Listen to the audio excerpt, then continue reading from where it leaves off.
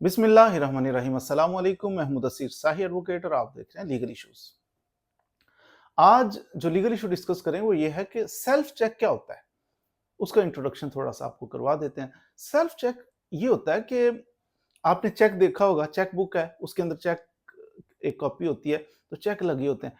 Check के ऊपर top पे आप देखें मिडल में तो लिखा होता है, एक लाइन लगी होती है, आगे जनाब लिखा और बियरर। अब वो जो स्पेस खाली छोड़ी है उसके ऊपर नाम लिखा जाता है आमतौर पे। मिसाल के तौर पर मैं अपना चेक फिल करके अली को देना चाह रहा हूं, तो मैं लिखूंगा पे मिस्टर अली और बियरर। मतलब ये हुआ, ये चेक मैं इशू कर रहा हूं, ये अली को पे कर दें।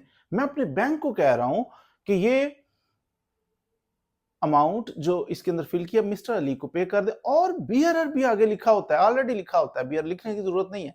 बियरर का मतलब या अली को दे दें, और बियरर या जिस बंदे के पास ये चेक मौजूद है उसको दे दें। मैं ऑथराइज कर रहा हूं, अपने बैंक को कह रहा हूं जिसके पास मेरे पैसे पड़े हुए हैं। अब बाज दफा कुछ लोग क्या करते हैं, चेक को फिल करते हैं और जिधर लिखना है मिस्टर अली उधर लिखते हैं पे सेल्फ, सेल्फ लिख लेते हैं और बियरर। अब इसमें दो ऑप्शंस हो सकती हैं। एक ये है, सेल्फ लिख के चेक बियरर को काट दिया। दूसरा, सेल्फ और बियरर को रहने दिया। दो सूरतें हो सकती हैं। अब यहां पे डिस्प्यूट सा बन जाता है। एक चीज कि जब बियरर को काट दिया जाए, लाइन लगा दी जाए, बियरर कि जो इसका होल्डर है जिसने भी पकड़ा है उसको ना दे दिया जाए, उसको क्रॉस कर देते हैं। सेल्फ रहने दिया जाता है। सेल्फ का मतलब है कि मुझे खुद, जिसका ये चेक है ना, उसको ही पे किए जाएं। अपने नाम को, खुद को एड्रेस कर रहा है कि सेल्फ चेक है। अब सेल्फ चेक में डिस्प्यूट हो जाता है। अदालतें कहती हैं कि नहीं, 489F का पर्चा करवाना है, अगर चेक डिसऑनर का पर्चा करवाना है, उसके लिए जरूरी है 489F में कि कोई बंदा डिसऑनेस्टली चेक इशू करे। और अपने आप को बंदा चेक सेल्फ कर रहा है, तो डिसऑनेस्टी कहां से आ गई? अपने साथ तो कुछ चीटिंग नहीं करता। For the repayment of loan और फुलफिलमेंट ऑफ एन ऑब्लिगेशन, ये दो चीजें। अब अपने आप से बंदा लोन लिया हुआ है तो वो वापस कर नहीं, कोई ऑब्लिगेशन अपनी जात पे ही थी मेरी तो इसलिए चेक नो।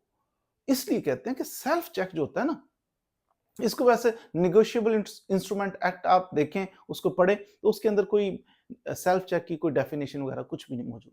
लेकिन एक कॉमन सेंस इंसान की काम करनी चाहिए कि अगर इस तरह का कोई डॉक्यूमेंट होगा, सेल्फ ऊपर लिखा होगा, बियरर को काटा होगा, तो फिर उस पर आप क्यों ले रहे हो? वो अगर आपने किसी बंदे से पैसे लेने हैं, उसने कर्जा लिया हुआ था या कोई जिम्मेदारी थी उस पर, तो उससे आप चेक उसके बदले में ले रहे हो, तो सेल्फ क्यों लिखे?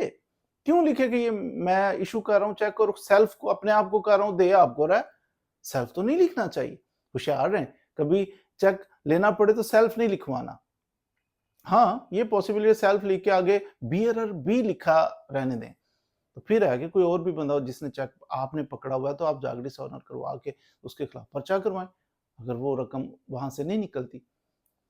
तो ये चीज आपको हमेशा पेश नजर रखनी चाहिए कि जब भी किसी से चेक लें, सेल्फ चेक नहीं होना चाहिए। सेल्फ चेक हो तो आगे भी एटलीस्ट लिखा होना चाहिए, तो फिर आपको वो डिस्प्यूट नहीं बनेगा, उस पर पर्चा हो जाएगा, उस पर कल को FIR करवा के रिकवरी सूट आप फाइल कर सकते हैं। तो इस तरह से आपकी रिकवरी हो सकती है।